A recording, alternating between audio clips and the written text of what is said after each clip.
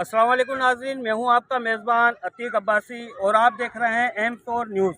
जी, यहाँ पे Korangi number 2.5-33D का ये इलाका है। यहाँ पे जो कंडीशन है आप खुद देख सकते हैं कि क्या कंडीशन हुई हुई है। अरसा दराज से यहाँ पे पानी और कचरा मौजूद है। आइए कुछ सुनते हैं इलाका मकीन की ही ज़बानी। आइए जी, हमारे साथ यहाँ पे कुछ इलाका मकीन मौजूद हैं। आइए मालूम करते हैं इन्हीं की ज़ुबानी। यहाँ पर इस कदर गंद है। यहाँ के जो यूसी इंचार्ज हैं, जिम्मेदार हैं, ये लोग यहाँ से गुजरते हैं और देखते हुए भी जाते हैं कि यहाँ के इलाका मकीन को कितनी परेशानी है।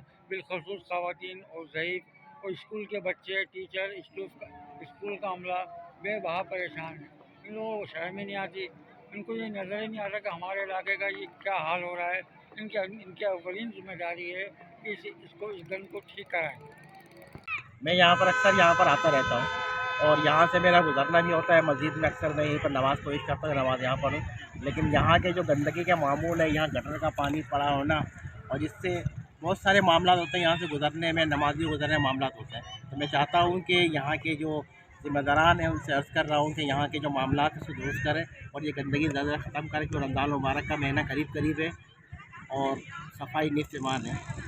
उनसे गुजारिश ये अतिक भाई, ये पानी का निज़ाम बिल्कुल धर्म हुआ है। सीवरेज का मसला हल होने को ही नहीं आ रहा। अरसादार से ये पानी भरा पड़ा है, जिसकी वजह से आने वाली लेडीज़ को इतनी प्रॉब्लम होती है कि 2 से 3 लेडीज़ कल बाज़ार से वापसी आ रही थी तो उनके सामान समेत वो खुद गिर गई।